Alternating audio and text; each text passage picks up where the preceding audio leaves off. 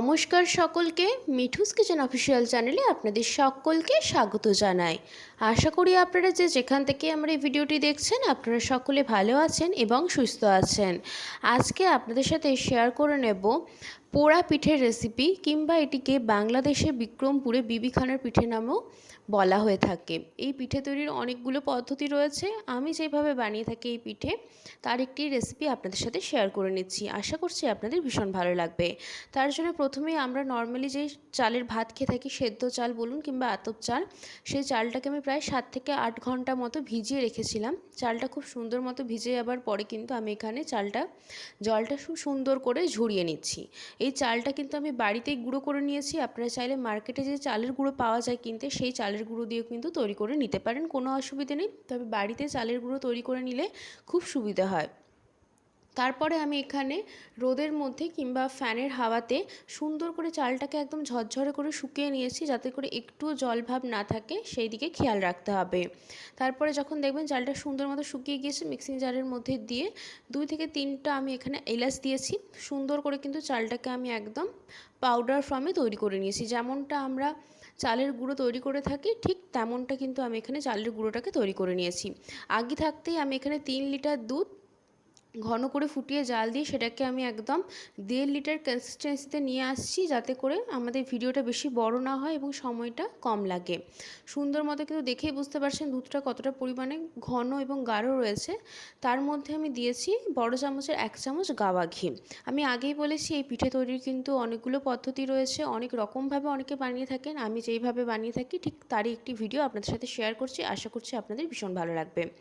তারপরে আমি এর মধ্যে দিয়েছি নলেন গুড়।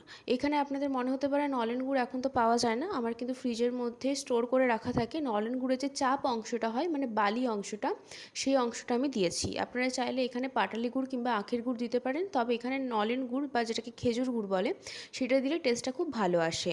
তারপরে দিয়েছি 1 বাটি কোরানো নারকেল। নলেন গুড় যদি একদম খাঁটি হয়ে থাকে, সেই ক্ষেত্রে কিন্তু দুধ কেটে যাওয়ার কোনো সম্ভাবনাই থাকে না। আমি এখানে দুধটা ভালো করে একটু জাল দিয়ে দেবো গুড়টা দেওয়ার পর, এবং যেহেতু নারকেলটা দিয়েছি, গুড়টা যাতে একটু গলে যায়, যেহেতু জমাট বেঁধে রয়েছে, সেই ক্ষেত্রে সুন্দর করে কিন্তু দুধটা আমাদের এখানে গুড়ের সাথে মিশে গিয়েছে, আপনাদেরকে দেখিয়ে দিলাম। তারপরে আমি এখানে মিনিট 5 হাতে সময় নিয়ে আর একটু ফুটিয়ে নেব। দুধটা কিন্তু অনেকটা পরিমাণে ঘন রয়েছে, আর দুধ যদি এই পর্যায়ে একটু কেটেও যায় কোনো অসুবিধা নেই, পিঠেটা খেতে কিন্তু বেশি ভালোই লাগে। এর মধ্যে দিয়েছি পরিমাণ মতো নুন। মিষ্টি জিনিসের মধ্যে একটু নুন দিলে কি হয়, টেস্টটা ব্যালেন্স হয়, সেই ক্ষেত্রে এখানে আমি পরিমাণ মতো নুন দিয়ে দিয়েছি। তারপরে আমি এর মধ্যে দিয়ে দেবো আমরা যে চালের গুঁড়োটা তৈরি করে রেখেছি, সেই চালের গুঁড়োটা এর মধ্যে দিয়ে দিলাম। দিয়ে দেবার পরে কিন্তু এখানে চালের গুঁড়োটা অনবরত কিন্তু পাক দিতে হবে, নাহলে কিন্তু জমাট বেঁধে যেতে পারে। জমাট বেঁধে গেলে কি হবে, কেকের মধ্যে দলা দলা ভাব থাকবে চালের গুঁড়ো, সেটা কিন্তু কেকটা খেতে একদমই ভালো লাগবে না। সেই জন্য অনবরত এইভাবে একটা খুন্তির সাহায্যে বা হাতার সাহায্যে মেশাতে হবে, এবং গ্যাসের ফ্লেমটা এই পর্যায়ে কিন্তু একদম লোতে রাখবেন। ঠিক এই রকম কনসিস্টেন্সি হবে কিন্তু। এইভাবে চালের গুঁড়োটাকে আমি এখানে দুধের মধ্যে মিশিয়ে নিয়েছি। তারপরে আমি এখানে একটি কড়াইয়ের মধ্যে কলা পাতা গোল করে সাইজ করে কেটে নিয়েছি, যাতে করে নিচের অংশটা বেশি পুড়ে না যায়। তারপরে ওপর থেকে আমি এখানে যে চালের মিশ্রণটা তৈরি করেছিলাম সেটা দিয়ে ঢাকা দিয়ে লো টু মিডিয়াম ফ্লেমে পুরো 1 ঘন্টার জন্য এটাকে আমি রান্না করে নেব। 1 ঘন্টা পর আপনাদেরকে ঢাকা খুলে দেখিয়ে দিচ্ছি একটা ছুরি ঢুকিয়ে, কত সুন্দরভাবে হয়ে গিয়েছে। ভীষণ লোভনীয় খেতে হয়। বাড়িতে অনেকেই এই পোড়া পিঠে বানিয়ে থাকেন, বিশেষ করে গ্রাম বাংলার দিকে এই রেসিপিটা খুবই প্রচলিত।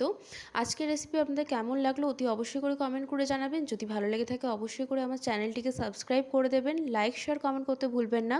আর যদি এরকম নিত্য নতুন রেসিপি পেতে চান, তাহলে অবশ্যই করে আমার চ্যানেলটিকে সাবস্ক্রাইব করে দিয়ে আমার চ্যানেলের পাশে থাকার অনুরোধ রইল। সুন্দর মতো হয়ে যাবার পরে যখন ঠান্ডা হয়ে যাবে, তখন কিন্তু এটাকে আমি কড়াই থেকে বার করে নিয়েছি, যেহেতু প্রচণ্ড গরম থাকা অবস্থায় কড়াই থেকে বার করা একদমই সম্ভব না। এরপরে নিচের অংশে যে কলা পাতা দিয়েছিলাম সেটাকেও কিন্তু আমি বার করে নিচ্ছি।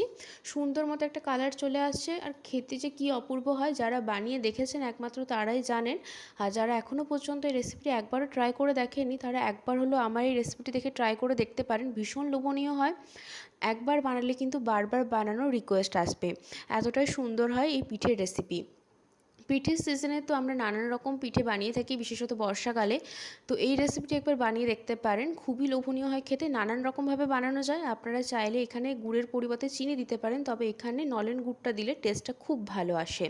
রেসিপি কেমন লাগলো কমেন্ট করে জানাতে ভুলবেন না। আর এই পিঠের রেসিপি আগে বাড়িতে বানিয়েছেন কিনা সেটিও কিন্তু কমেন্ট করে জানাতে পারেন। যদি ভালো লেগে থাকে তাহলে অতি অবশ্যই করে আমার চ্যানেলটিকে সাবস্ক্রাইব করে দেবেন, আর লাইক শেয়ার কমেন্ট করতে কিন্তু একদম ভুলবেন না।